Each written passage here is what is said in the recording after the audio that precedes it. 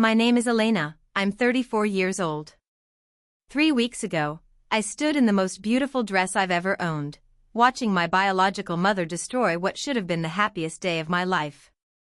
She grabbed the microphone during the reception, uninvited and unwanted, and screamed words that silenced 300 guests. I wish I'd aborted you when I had the chance. You were the worst mistake of my entire life. The champagne glass slipped from my fingers. I watched it shatter against the marble floor in what felt like slow motion, tiny crystal fragments catching the light from the chandeliers. My new husband's hand tightened around mine. And then my adoptive mother, the woman who actually raised me, who chose me when my own blood rejected me, stood up from table 3. What she did next didn't just break my biological mother. It exposed 27 years of lies, manipulation, and a secret so devastating that half the room was crying by the time she finished. But I'm getting ahead of myself. Before I tell you what happened, please take a moment to like and subscribe, but only if this story resonates with you. Let me know in the comments where you're watching from and what time it is there. I have a feeling this story is going to hit close to home for a lot of you. Let me take you back to where it all began. I was born on March 15, 1990, in a small hospital in Roanoke, Virginia. My biological mother, Patricia Henson, was 19 years old, unmarried, and according to everyone who knew her back then, absolutely furious about being pregnant. She told people I was an accident. She told the nurses she didn't want to hold me. She signed the adoption papers before the anesthesia from her C-section had fully worn off. So stop. Put down the rope. Let go of the guilt. Walk toward the people who are already loving you, the people who have been loving you all along. That's where freedom is. I was born Elena Henson. I was almost sold. I was given away. But I was found. I was chosen. I was loved. And that, in the end, is the only story that matters. Thank you so much for staying with me through this story. If it resonated with you, please hit that like button and subscribe. I want to hear from you. Have you ever had to cut ties with a biological family member? How did you find the strength to walk away? Drop your thoughts in the comments. Until next time, remember that you are worthy of love just as you are. You are not a burden. You are not ungrateful. You are not selfish for choosing yourself. You are exactly where you're supposed to be. Take care of yourselves. And take care of each other. I wear the locket every day now. When things get hard, when I catch myself wondering if I'm worthy of love, I touch it and remember. I remember that I was chosen. That I was wanted. That I am enough, exactly as I am. That's the thing about family. The real kind. It doesn't keep score. It doesn't ask for payment. It doesn't threaten to walk away when you set boundaries or stand up for yourself. Real family stays. Real family fights for you. Real family looks at a 3-day-old baby in a hospital NICU and sees not a price tag, but a gift. I was almost sold for $15,000. I was called a mistake, a burden, an ungrateful brat. I was manipulated out of $12,000 by a woman who should have protected me. But I was also held, rocked, sung to, fed, clothed, educated, encouraged, celebrated, and loved, so deeply loved, by a woman who didn't give birth to me but who became my mother in every way that counts. If you're watching this, and you're in a similar situation, I want you to know something. You're not obligated to love someone just because you share blood. You're not obligated to forgive someone who hasn't changed. You're not obligated to keep trying to earn love from someone who treats love like a transaction. You're allowed to choose your family. You're allowed to set boundaries. You're allowed to walk away from people who hurt you, even if they're related to you. Especially if they're related to you. Family is not an excuse. Family is not a free pass. Family is something you build, day by day, choice by choice, with the people who show up for you and let you show up for them. I spent too many years trying to make Patricia love me. Trying to be good enough, patient enough, forgiving enough. But here's the truth I wish someone had told me sooner: you cannot earn love from someone who has decided not to give it. You can only exhaust yourself trying. Derek and I bought a house last year. A little 3-bedroom with a backyard that backs up to a creek. We're not having kids, we decided that together a long time ago, but we have a dog named Biscuit who thinks he's a person and 2 cats who think they're gods. It's a good life. A peaceful life. The kind of life I wasn't sure I'd ever get to have. Carol and David come for dinner every Sunday. Sometimes Nathan flies in from Seattle and joins us. We cook together, usually something messy and complicated that takes twice as long as it should because we keep stopping to laugh or tell stories or argue about the best way to dice an onion. After dinner, we play board games or watch movies or just sit on the porch and talk about nothing. Those Sunday dinners are my favorite part of the week. They're loud and chaotic and often involve someone spilling wine on something important. But they feel like home in a way Patricia's house never did. They feel like belonging. 6 months ago, on the 2nd anniversary of my wedding, Carol gave me something. It was a small box wrapped in silver paper, and when I opened it, I found a locket. Inside was a tiny photo of me as a baby, maybe a week old, and on the other side, a photo of Carol holding me, both of us asleep in a hospital chair. "I took that the night we brought you home," she said. "You were so tiny. I was so scared. I kept waking up every hour to make sure you were still breathing. Your dad finally made me a little bed right next to your crib because I wouldn't stop hovering." I turned the locket over. Engraved on the back were 3 words: "Forever my daughter." "I wanted you to have something," Carol said. "Something that tells the real story. Not Patricia's version. Not the court documents. Just us. Just the truth. I chose you, Elena. I chose you every single day, and I would choose you again 1,000 times over." No. You're not. You never were. You had chances to be my mother and you chose something else every single time. I unlocked my car, loaded my groceries, and turned to face her one last time. "I hope you get the help you need. I really do. But it can't come from me. Please stop contacting me. If you don't, I'll file for a restraining order." She started to cry. "Elena, please. I just want.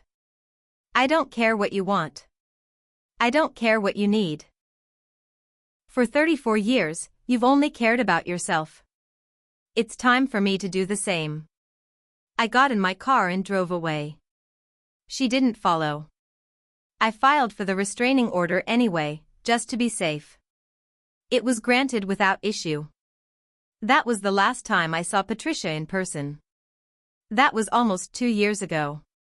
I'd like to tell you I've healed completely, that I never think about her, that the scars she left have faded into nothing. But healing isn't a straight line. It's more like a spiral, circling back to the same wounds sometimes, but from a slightly higher vantage point each time. There are days when I see something, a mother and daughter laughing in a coffee shop, a sappy commercial about family reunions, and I feel a pang of something I can't quite name. Grief, maybe. Not for Patricia, but for the mother I never had. The one I used to imagine when I was 7 years old, standing in the principal's office, wondering why the woman who'd given birth to me had called me ugly. But then I come home, and Carol calls to check in, and David sends me pictures of the garden he's been cultivating, and Nathan texts me some stupid meme that makes me laugh so hard I snort. And I remember that family isn't about DNA. It's about presence. It's about showing up. It's about choosing each other over and over again, even when it's hard. The first was a letter, handwritten on yellow legal paper, that showed up at my parents' house 3 weeks later. Carol opened it, read the first paragraph, and shredded it without telling me what it said. I asked her later if I should be worried. "No," she said firmly. "It was just more of the same. Blame, denial, self-pity. Nothing you need in your life. The second was an email that went straight to my spam folder. The subject line was "Please read, your mother is dying." The email itself was a long, rambling narrative about how Patricia had been diagnosed with a terminal illness and needed to make peace with me before she passed. I forwarded it to Carol, who called her old friend at the Roanoke Police Department. It took approximately one phone call to confirm that Patricia had not, in fact, been diagnosed with anything terminal. She'd been at a pool party the previous weekend, according to her own Instagram. The third was a voicemail left on my work phone somehow. She'd found the number for the marketing firm where I worked and convinced the receptionist to put her through. The voicemail was 12 minutes long.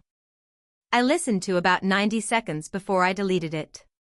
What I heard was enough: more blame, more denial, more insistence that I was the ungrateful one, that Carol had brainwashed me, that blood should matter more than anything else. The fourth was the strangest. About 14 months after the wedding, I was leaving the grocery store, arms full of bags, when I saw her standing by my car. She looked smaller than I remembered, shrunken somehow, her hair unwashed and her clothes wrinkled. She didn't say anything at first. Just stood there, looking at me. "I can't keep doing this," I said. "I don't have anything left to give you, Patricia. Not money. Not time. Not energy. Not forgiveness. You need to stop." She blinked. "I'm your mother." I thought about it for a long time.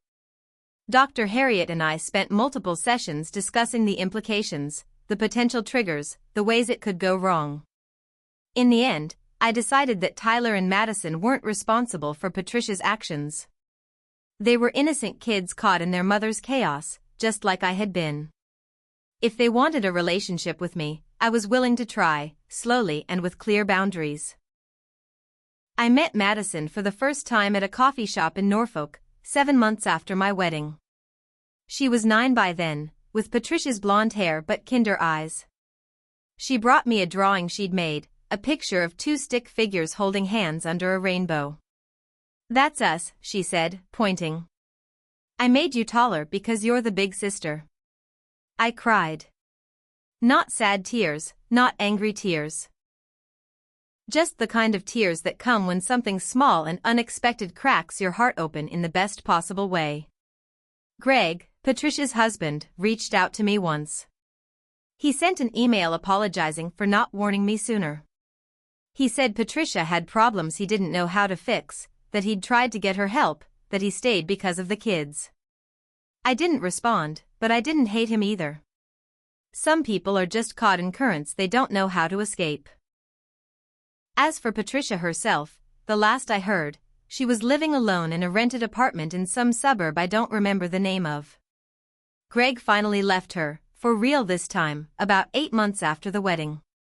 He got primary custody of Tyler and Madison because Patricia's behavior at the wedding, combined with her arrest and subsequent legal troubles, had made it clear to the court that she wasn't stable enough to be a primary caregiver. She tried to contact me exactly 4 times after the wedding. Around the same time I got so lucky. He kissed the top of my head. "Come on. Let's go back inside. I think there's still some cake left, and your brother is threatening to make a toast of his own." Nathan's toast, for the record, was mostly jokes about how Derek had better treat me well because Nathan knew how to hide a body. It was exactly what I needed. "All right, I want to check in with you again." If you were in my situation, would you have let Carol expose Patricia in front of all those people? Or would you have preferred to handle it privately? Type yes or no in the comments. I want to know what you would have done. And if you're dying to see what happens next, make sure you're subscribed. The aftermath of the wedding was complicated. Patricia tried to sue Carol for defamation. The lawsuit was thrown out within 3 weeks because, as it turned out, everything Carol had said was provably true. The police report, the bank records, the airline tickets, all of it was documented. Patricia's lawyer advised her to drop the case before she embarrassed herself further. She didn't listen, kept filing motions and appeals, until finally a judge told her in no uncertain terms that she was wasting the court's time, and if she filed one more baseless claim, she would be facing contempt charges. Tyler and Madison reached out to me separately about 6 months after the wedding. Tyler sent a Facebook message saying he was sorry for giving his mom the venue information and that he hadn't known what she was planning. I told him he had nothing to apologize for, that he was just a kid, and that I didn't blame him at all. Madison called me on the phone, shy and hesitant, asking if she could meet me someday. She said she'd always wondered about her big sister and that she didn't want Patricia's choices to mean we could never know each other. "How are you doing?" he asked. I thought about the question. "I don't know yet. I think I'm still processing." "That's fair. Your mom is incredible, by the way." I laughed, even though my eyes were wet. "She really is. I can't believe she kept that police report for 34 years. I can't believe she never told me.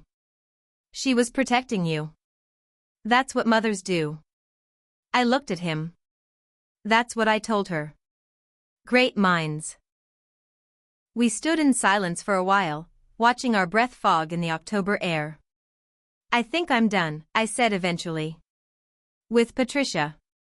With trying to make it work. With feeling guilty about something that was never my fault." Derek put his arm around me. "I think that's the right call. She tried to sell me. She literally put a price on me. $15,000. I shook my head slowly. "I can't even wrap my mind around it."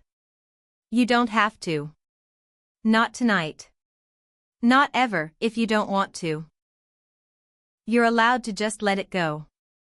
"Is that what you would do?" "I don't know. But I know that you've spent your whole life trying to earn love from someone who was never capable of giving it. And I know that you have a family in there," he nodded toward the barn, "who would walk through fire for you. Real family. The kind that matters." I leaned into him. "When did you get so wise?" "This isn't over," she said, but her voice had no strength in it. "This isn't, you can't just, I'm her mother. I'm her real mother." Nathan, my brother, stood up. At 6'3", he was the tallest person in the room, and when he spoke, his voice carried easily. "Ma'am, I'm going to need you to leave now. You can't make me." "Actually, I can. And I will. Security is already on their way." He walked toward her, not threatening, just solid. "You crashed my sister's wedding. You ruined her reception. You've lied to her, stolen from her, and now you've humiliated yourself in front of 300 witnesses. The best thing you can do right now is walk out that door and never contact Elena again." Patricia looked at me one last time. I don't know what she was hoping to see. Sympathy, maybe. Guilt. An opening she could exploit. Instead, I said the words I'd needed to say for 27 years. "You were never my mother. You were just the woman who gave birth to me. And that's not the same thing. It was never the same thing." Patricia's face crumpled. For a second, I almost felt sorry for her. Almost. Then she gathered what was left of her dignity, turned on her white heels, and walked out of the barn. 2 security guards met her at the door and escorted her off the property. I learned later that she tried to throw a champagne glass at one of them and was subsequently detained for the night at the local police station. I'd like to say the rest of the evening was perfect, but that would be a lie. The DJ did his best to get people back in the mood, and the cake was delicious, and Derek and I had our first dance to it last while my parents slow danced beside us. But there was a shadow over everything, a heaviness that Patricia had left behind like cheap perfume. Around 10 p.m., I found myself standing outside the barn, looking up at the stars. Derek came out a few minutes later and stood beside me. Carol turned to face the crowd. "My name is Carol Martinez. 34 years ago, my husband David and I adopted a baby girl named Elena. She was 3 days old, she weighed 6 pounds and 11 ounces, and she had the most perfect little ears I'd ever seen. A few people laughed softly, breaking the tension. We didn't buy her. We didn't steal her. We loved her. We chose her. And every single day since then, we have tried to be worthy of that choice. Carol looked at me, and her smile was trembling but real. Elena, you are the best thing that ever happened to me. I don't care that I didn't give birth to you. I don't care that we don't share DNA. You are my daughter in every way that matters. And I am so proud of the woman you've become. She paused, collecting herself. I was going to talk about your wedding today. About how perfect you and Derek are together. About how excited we are to welcome him into our family. But I think what I really want to say is simpler than that. Carol walked toward our table, microphone in hand. Elena, baby girl. You were never for sale. You were never unwanted. You were never a mistake. You were a gift. The greatest gift I ever received. And if anyone tries to tell you otherwise, you send them to me. I've been keeping police reports for 34 years, and I am not afraid to use them. The room exploded into applause. I was on my feet without remembering standing, and then Carol's arms were around me, and I was sobbing into her dusty rose dress. I'm sorry, she kept saying. I'm so sorry I didn't tell you. It's okay. I pulled back to look at her. It's okay. You were protecting me. That's what mothers do. Over Carol's shoulder, I saw Patricia still standing in the middle of the dance floor. Her mascara had carved black rivers down her cheeks. She was looking around at the crowd, at the faces that had turned from curious to disgusted, and I watched something break inside her. No. Patricia's voice was barely a whisper. No, this isn't happening. This can't be happening. It gets worse, Carol said, and something in her tone made the room go even more still. I also have documentation of your finances for the past 6 months. Your husband Greg didn't leave you. He was never going to. You fabricated that story specifically to extract money from Elena. She gave you $12,300 to save a house that was never in danger. A house that is, in fact, fully paid off and has been since 2017 when Greg inherited money from his father. A murmur ran through the crowd. I saw my friend Jessica's mouth drop open. I also have bank records showing that 2 weeks after receiving what you called your down payment on a proper wedding gift, you purchased airline tickets to Cancun. The amount was exactly $512, which is interesting, because the check you gave Elena was for $500. Patricia was crying now, ugly, heaving sobs. I can explain. You don't understand. I was desperate. I needed. You needed a vacation. Carol's voice was ice. What you didn't need was to stand in the middle of my daughter's wedding reception and call me a kidnapper. What you didn't need was to wear white to a wedding like some kind of unhinged Disney villain.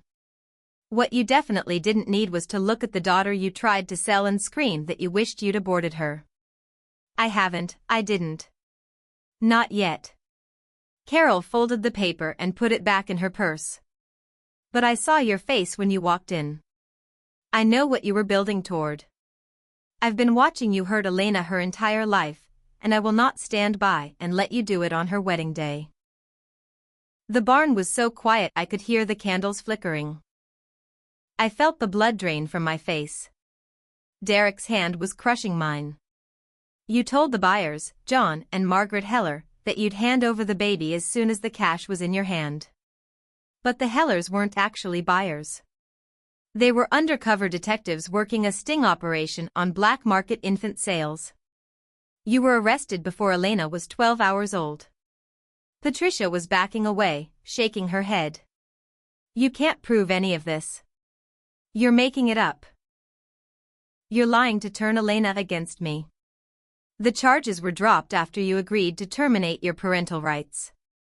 The Hellers, the real ones, were friends with the detective who made the arrest.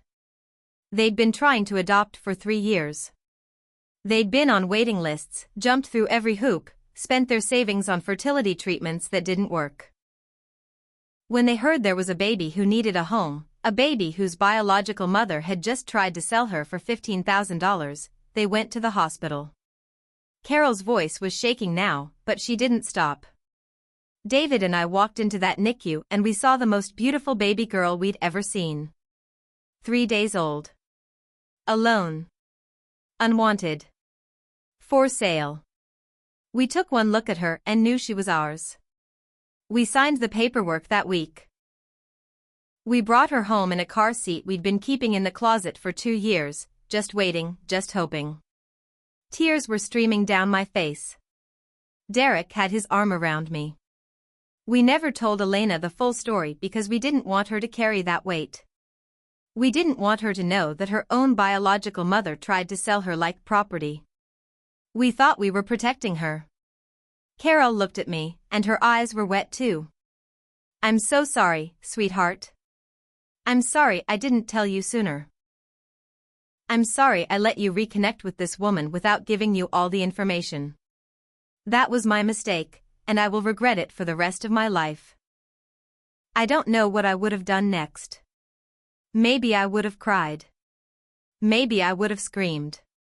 Maybe I would have asked security to remove her. But I didn't get the chance. Because Carol stepped forward, microphone still in hand, and spoke in a voice I'd never heard her use before. Calm. Quiet. Absolutely lethal. I was going to save this for the end of my toast, Carol said. But I think now is a better time. Patricia sneered. Oh, you've got something to say? Let's hear it. Let's hear what lies you've been telling about me. No lies. Just facts. Carol reached into the small purse hanging from her shoulder and pulled out a folded piece of paper. I had hoped this day would never come. I prayed I would never have to do this. But if you're going to stand in my daughter's wedding reception and call me a kidnapper, then I think it's time Elena heard the truth. The real truth. Patricia's sneer flickered. What is that? What do you have? This, Carol said, holding up the paper, is a copy of the police report from the night Elena was born. The original is in a safety deposit box. I've been keeping it for 34 years, hoping I would never need it. The room was absolutely silent.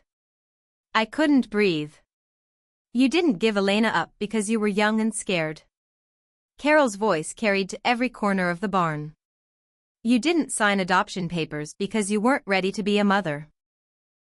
You gave her up because you were facing criminal charges, and your lawyer advised you that signing away your parental rights would help your case. That's a lie.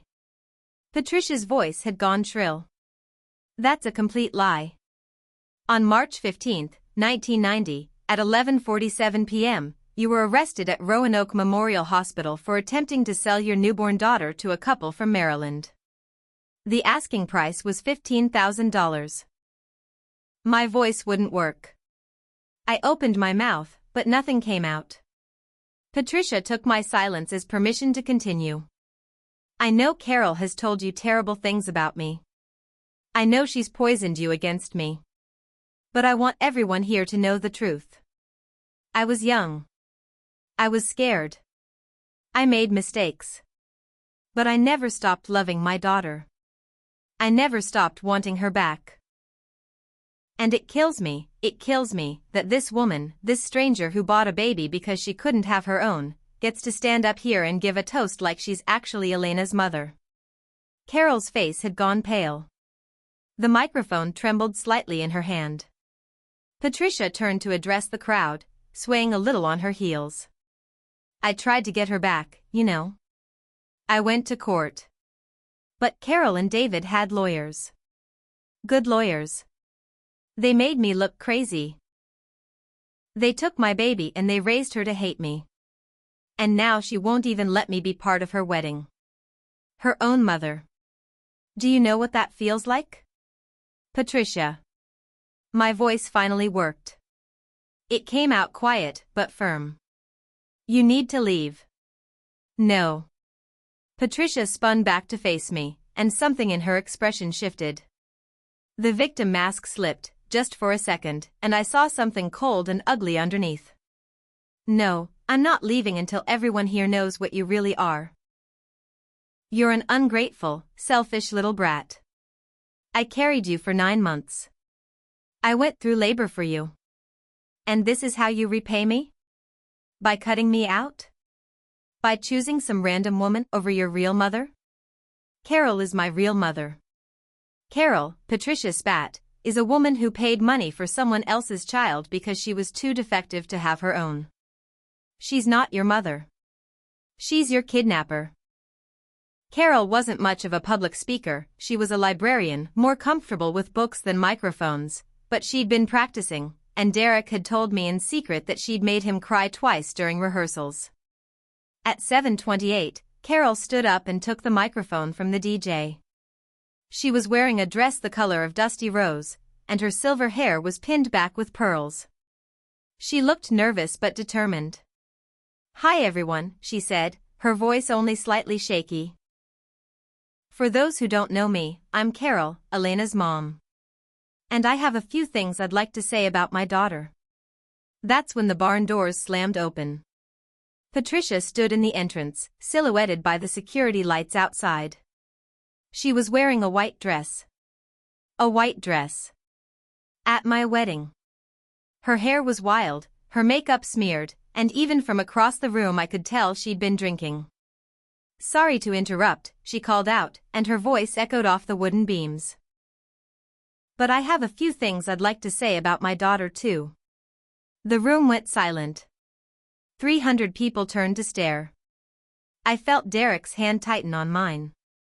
Carol still had the microphone. She didn't lower it. "Patricia," she said, and her voice was completely steady. "You weren't invited. I don't need an invitation to see my own daughter. My own flesh and blood." Patricia started walking toward us, her heels clicking on the wooden floor. A few of the guests shifted uncomfortably. My brother Nathan stood up, but I shook my head slightly. I didn't want this to become a physical confrontation. "Elena." Patricia stopped about 10 feet from our table.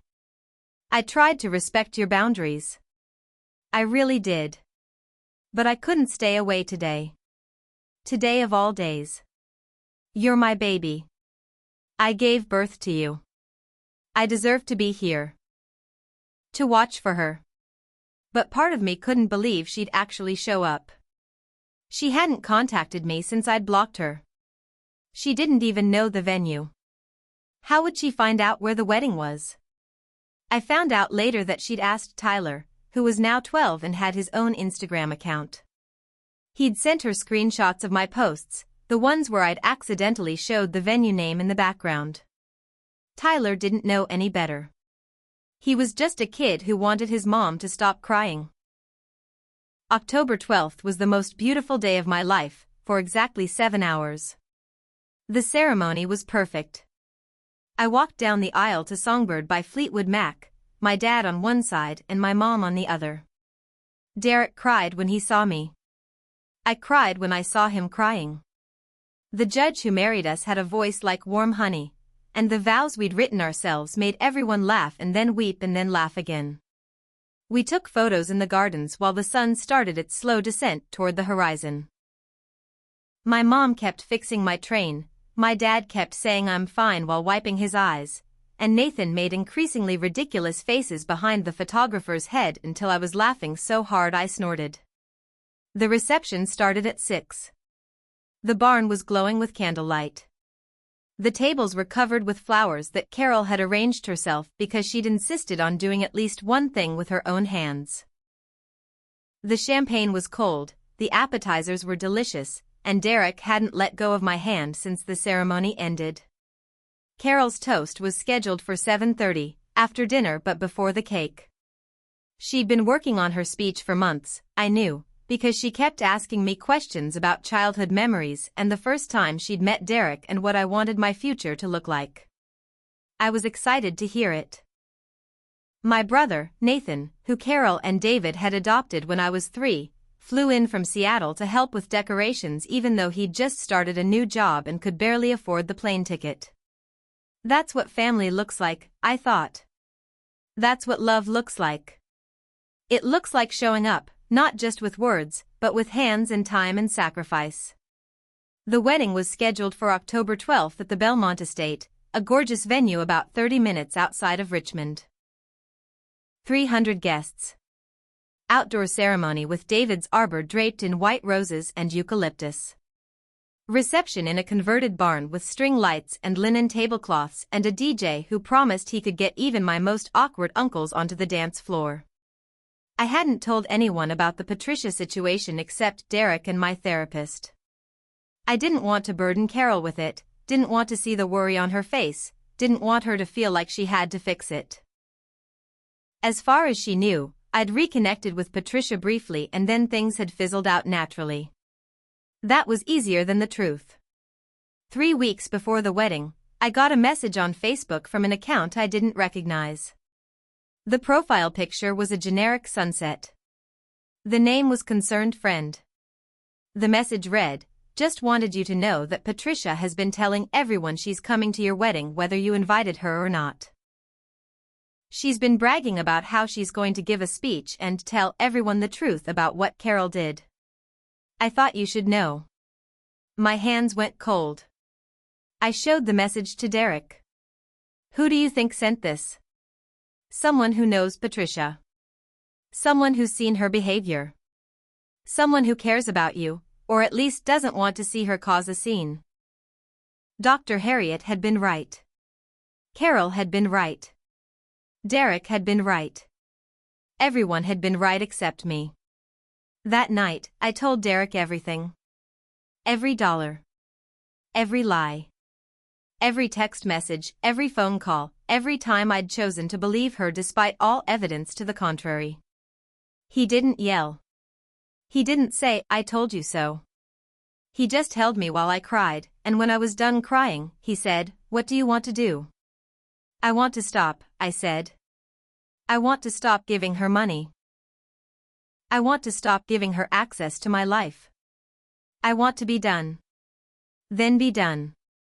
I texted Patricia that night, "I won't be lending you any more money. I also think it's best if we don't speak for a while. I need space to figure out what kind of relationship, if any, I want to have with you." She didn't respond for 2 days. Then she sent, "Fine. But don't come crying to me when that fake family of yours lets you down. Blood is blood, Elena. One day you'll understand that." I blocked her number. For the next 2 months, I focused on my wedding. Carol and I went dress shopping together, just the two of us, and when I walked out in the dress, the one, she started crying before I even reached the mirror. David spent an entire weekend building a custom arbor for the ceremony because I'd mentioned offhand that I thought it would be pretty to get married under something he'd made with his own hands. Friday never came. By the time my wedding was 3 months away, I had given Patricia nearly $12,000. Derek didn't know the full amount. I'd been pulling from my personal savings, the account I'd had since high school, the money I'd been saving for emergencies. I told myself it was temporary. I told myself she'd pay me back. I told myself that helping family wasn't something to be ashamed of. Then, one Sunday afternoon, I was scrolling through Instagram and saw a photo that stopped me cold. It was Patricia, on a beach somewhere tropical, holding a margarita. The caption read, "Paradise with my man. So grateful for second chances #blessed #vacation mode #living my best life." The man next to her was Greg. The same Greg who had allegedly abandoned her. The same Greg whose departure had supposedly left her on the verge of homelessness. I went to her Facebook page. There were more photos. A restaurant with ocean views. A couple's massage. A sunset cruise. All dated within the past week. I called her. She didn't answer. I texted, "You're in the Caribbean with Greg? I thought he left you. I thought you were losing your house." Her response came 3 hours later, God, Elena, relax. It was a rough patch. Couples go through rough patches. We worked things out. I don't see how that's any of your business. I gave you $12,000 to save your house. And I'm grateful. But that was a gift. You gave it freely. Don't throw it back in my face now just because you're jealous that I'm happy. Jealous. She thought I was jealous. I sat on my couch for a long time, staring at my phone. The cashmere blanket she'd given me was draped over the armrest. The throw pillow Derek had bought to match it was behind my head. Outside, the sun was setting, painting the sky orange and pink, and I was thinking about all the times I'd minimized her behavior, made excuses, told myself that this time would be different. I felt something loosen in my chest. Maybe people could change. Maybe I'd been too quick to judge. The dinner went well. Patricia asked about my job at the marketing firm, about Derek's work as an engineer, about our wedding plans. She listened. She smiled. She didn't make a single passive-aggressive comment about my adoptive parents. When she left, I hugged her goodbye and felt, for the first time, like maybe this could work. 2 weeks later, she called asking if I could lend her $3,000. Greg had left her, she said. Just walked out. She was behind on her mortgage. She was going to lose the house. Tyler and Madison would be homeless. She had nowhere else to turn. I'll pay you back, she promised. As soon as I get back on my feet. Please, Elena. I'm begging you. I know I haven't been perfect, but I'm your mother. I'm your mother and I need you. $3,000 was a lot of money. It was more than Derek and I had budgeted for our entire honeymoon. But she was crying, and Tyler and Madison were just kids, and I couldn't stop thinking about that 7-year-old girl being told she wasn't even pretty. Okay, I said. I'll figure it out. I transferred the money that night. Patricia texted back a heart emoji and the words "You're an angel. I love you so much." A month later, she asked for $2,000 more. Then $1,500. Then $800 just until Friday. Friday never came. Okay, I need to pause here for a second. Have any of you ever reconnected with a biological family member after being estranged or adopted? How did it go? Type your answer in the comments. And if this story is hitting close to home, please hit that like button so more people can find it. I wish I could tell you that was the end of it. That I listened to my mother, cut ties with Patricia, and moved on with my life. But the truth is, I felt guilty. Despite everything, I felt like I'd failed somehow. Like if I'd just tried harder, been more patient, said the right thing, Patricia would have been the mother I'd always wanted. A month after our fight, she texted me, "I'm sorry for what I said. I was upset and I said things I didn't mean. Please give me another chance. I love you." I showed the text to Derek.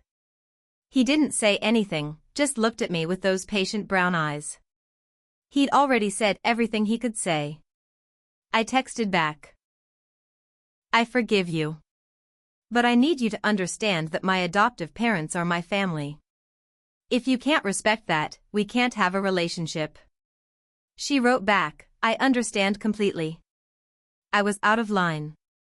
I would love to meet them someday and thank them for taking such good care of you. It seemed too good to be true. It was. Patricia came to visit 4 months before the wedding. Derek and I had moved into a new apartment, a 2-bedroom in Richmond that we were renting while we saved for a house. She wanted to see it, wanted to take us to dinner, wanted to make things right. She arrived with gifts. A cashmere throw blanket for our couch. A bottle of expensive wine. A card with a check for $500, which she said was a down payment on a proper wedding gift. "I know I've been taking from you," she said over dinner, her eyes wet. "And that wasn't fair. You're my daughter, not my bank. I want to do better." There was a long silence. Then Patricia said, in a voice I didn't recognize, I sacrificed my body to give birth to you. I sacrificed my youth. I sacrificed my relationship with your father because he wanted me to get rid of you and I didn't. I could have had an abortion. I should have had an abortion. But I chose to have you anyway, and this is how you repay me? I was shaking. I think we need to take a break from talking. Fine. But when you come crawling back, remember this conversation. Remember that I tried to love you and you threw it in my face. She hung up. I sat in my apartment for an hour, crying. Then I called my mom. Carol didn't say, I told you so. She never did. She just listened while I recounted the conversation, making small sounds of sympathy. When I finished, she was quiet for a moment. Elena, honey. I want to tell you something, and I need you to really hear it. You are not obligated to have a relationship with someone just because they're biologically related to you. Patricia had choices.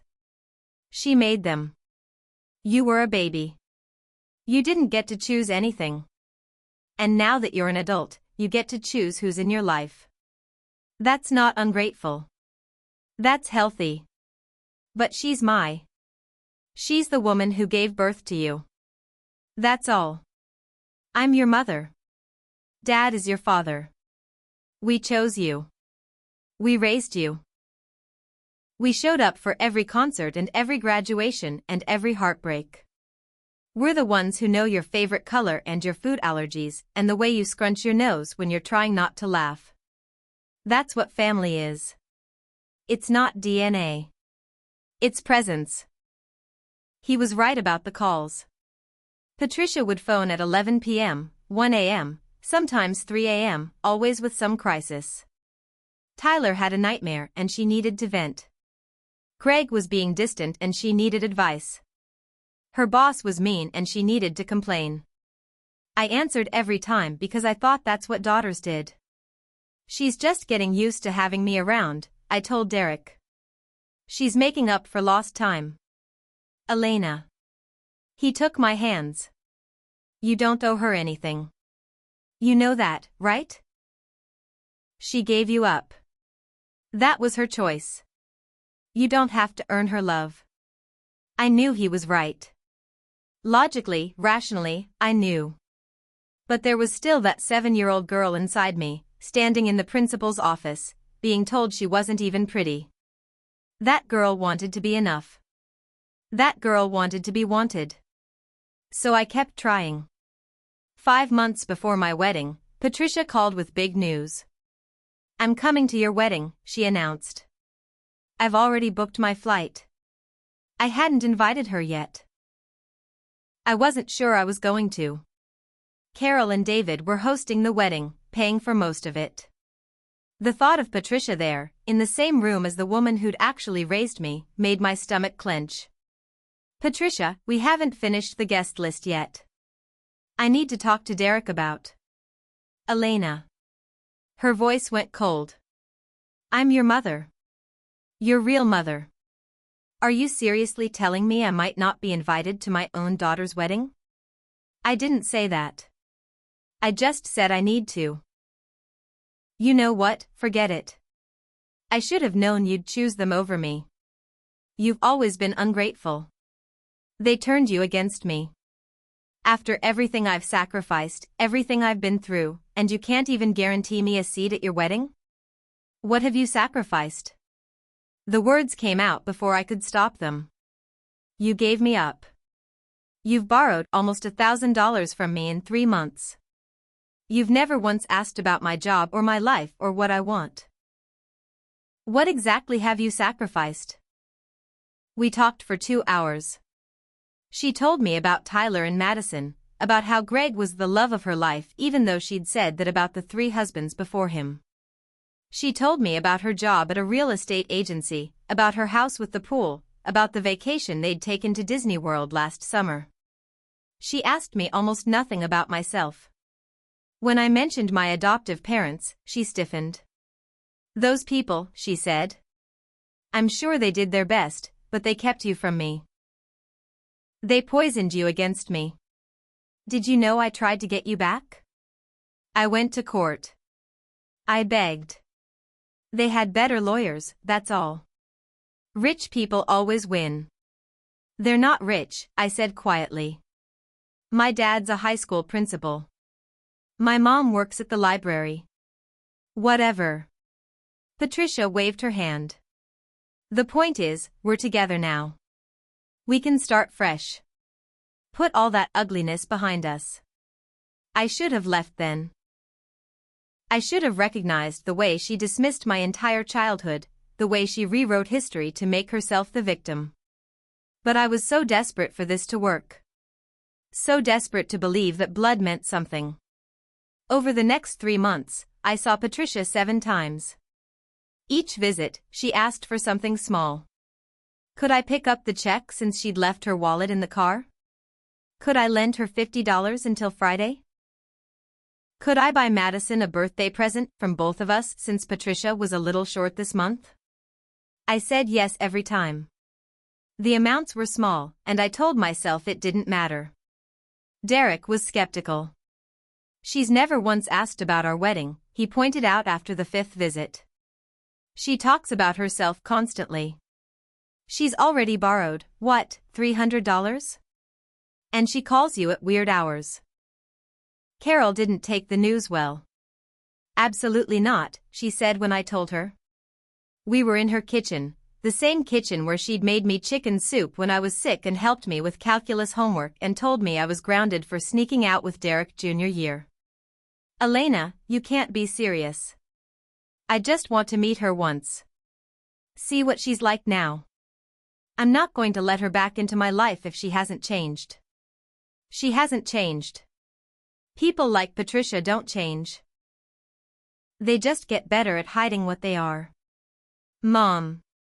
I reached for her hand. I know you're scared. But I need to do this. I need to know for myself. Carol looked at me for a long moment. Her eyes were wet. I'm not scared for myself, sweetheart. I'm scared for you. I've watched that woman try to hurt you for 24 years. I've cleaned up the mess every single time. And I'm terrified that this time, I won't be able to fix it. I hugged her. I promised I'd be careful. I told her nothing would change between us, that she was my real mother, that meeting Patricia was just about getting closure. We were both wrong. The first meeting was at a coffee shop in Virginia Beach, neutral territory. Patricia arrived 20 minutes late, which she blamed on traffic. She was thinner than I expected, with bottle blonde hair and acrylic nails painted the color of cotton candy. She was wearing a shirt that said Boy Mom with a football on it. Oh my God, she said when she saw me, and burst into tears. Look at you. You're so beautiful. You look just like me. I didn't, actually. I'd seen photos. I looked like my biological father, whoever he was. But I smiled and let her hug me, even though she held on too long and her perfume was cloying. Instead, I found Patricia on Facebook. Her profile was public. She was 43 by then, living in Norfolk with a man named Greg who was her 4th husband. She had 2 other children, a son named Tyler who was 11 and a daughter named Madison who was 8. She posted constantly about them, proud mother quotes in school photos and captions like, "My babies are my whole world." She never posted about me. I sent her a message anyway. I kept it simple, "Hi Patricia. This is Elena. I'm engaged and I've been thinking about reaching out. I'm not sure what I'm hoping for, but I thought you should know I'm doing well." No pressure to respond. She responded in 4 minutes. Elena. Oh my God. I can't believe it's really you. I've prayed for this moment every single day. You have no idea how much I've missed you, how much I've thought about you, how many nights I've cried wondering if you were okay. I made so many mistakes when I was young. I wasn't ready to be a mother. But I've grown so much and I have so much love to give you now. Please, please let me be part of your life. Let me meet your fiancé. Let me be at your wedding. Let me finally be your mother. Reading it now, I can see all the red flags. The immediate intensity. The focus on her feelings, her prayers, her tears. The assumption that she could just step into a maternal role after 24 years of nothing. The way she didn't ask a single question about me, my life, what I'd been doing, what I'd become. But at the time, I saw what I wanted to see. I saw a woman who regretted her choices. I saw the possibility of having something I'd always secretly wanted, a biological mother who loved me. I wrote back. We exchanged numbers. She called me that night and talked for 3 hours straight, mostly about herself, but I told myself she was nervous. She wanted to meet in person. I said yes. But there's something about biological connection that society romanticizes to an almost dangerous degree. Movies and books and Hallmark cards all tell us that blood is thicker than water, that mothers and children share an unbreakable bond, that reunion stories are always beautiful and healing. People would hear my story and say things like, "But don't you want to know where you came from, and maybe she's changed, and everyone deserves a second chance." When I was 24, I gave Patricia that second chance. It's the biggest regret of my life. I was engaged to my college sweetheart, a man named Derek who had proposed on a rainy Tuesday in our apartment kitchen. Nothing fancy, just him with a ring he'd saved 8 months for and me in my ratty pajamas, crying happy tears into my morning coffee. We were planning a small wedding, maybe 50 people, at the botanical gardens where we'd had our first date. I told my mother, Carol, about the engagement first. She cried. David opened a bottle of champagne he'd been saving for exactly this moment. We started looking at venues that same weekend. But something kept nagging at me. A question I couldn't shake. What if Patricia had changed? What if she deserved to know I was getting married? What if I denied her this and regretted it forever? Dr. Harriet, my therapist, was cautious. What are you hoping to get from reconnecting with her? She asked. I didn't have a good answer. Closure, maybe. Or permission to move forward without guilt. Or just the ability to say I tried. Sometimes, Dr. Harriet said carefully, the fantasy of reconciliation is more appealing than the reality. You're not obligated to give anyone access to your life just because they share your DNA. I should have listened. I believed her. For a long time, that was enough. But Patricia didn't disappear after that day at my school. She couldn't disappear, because she'd changed her mind about the adoption 6 months after it was finalized, tried to get me back, and lost in court. The judge had terminated her parental rights entirely, citing her instability and substance abuse issues. But that didn't stop her from lurking at the edges of my life like a ghost that wouldn't quite materialize. When I was 10, she sent a birthday card to our house. I don't know how she got the address. The card had a picture of a teddy bear on the front and said, "To my precious daughter," in gold script. Inside, she'd written, "I think about what could have been every day. You should know that woman isn't your real family. Blood matters. Remember that." Carol found the card before I did and threw it away. I only know about it because I pulled it out of the trash can after seeing her face go white as she read it. When I was 13, Patricia showed up at my middle school chorus concert. She sat in the back row and recorded me on her phone, which I only found out because another parent mentioned that woman who kept saying you were her daughter.